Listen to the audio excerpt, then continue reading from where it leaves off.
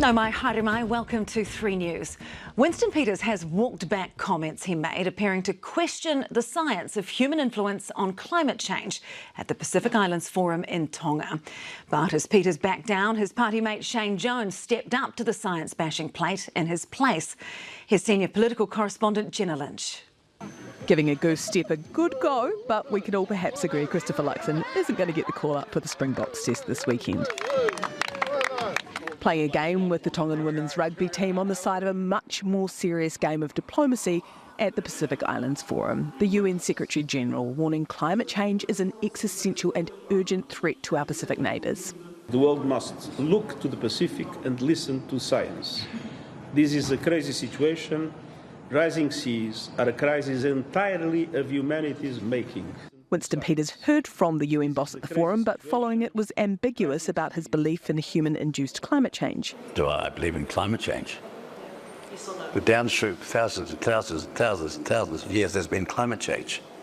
I mean, Cyclone Gabriel happened in the 30s in the Hawke's Bay. The biggest tsunami in recent times was in 1968. The PM racing in to clear New Zealand's name. I believe in human-induced climate change for sure. Sound familiar? National MP Maureen Pugh made similar comments last year. We have cooled and warmed over millions. So you don't think the current climate change is down to humans? I have yet to see what the evidence is. Yes, she will be reading a series of books that I have read and that I want her to read as well. Accept the scientific consensus that human-induced climate change is real. You know to give Winston Peters the read of us? No, because I know Winston Peters understands. I think our Minister of Foreign Affairs going into the Pacific, where some countries are literally finding their land disappearing into the sea, and questioning the role human beings are playing in climate change is humiliating for New Zealand. Well, I think both Winston Peters and I agree climate change is an existential threat to the Pacific Islands.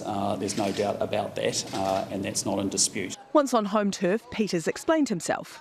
So you do believe that humans had a role in climate change? Well, of course. When has anybody ever denied it?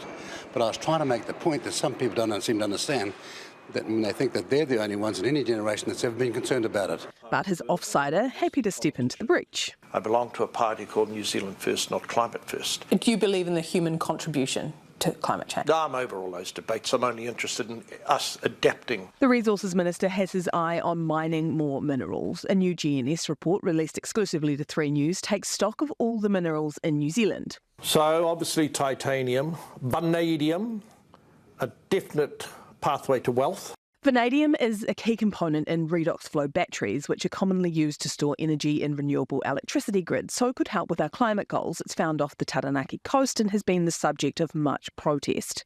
It's about New Zealand creating a world-leading reservoir of rare earth minerals that will have direct application to the climate change journey. That's a mark of pride. That shouldn't be seen as an element of shame. Some of it is not so climate friendly, like phosphate and sulphur, which are used in fertilisers, and more coal. If I had my way, we'd be doing a lot more coal mining today to keep the lights on. But all of it, the Minister argues, is necessary to build the country's wealth. Judge me on what I've delivered, not on scriptural-like accounts that the world's going to end because certain scientists have concluded that we're going to boil to death. I'm sick. I've had a guts full of all those apocryphal stories. Apocryphal? That's effectively a scholar's way of saying fake news.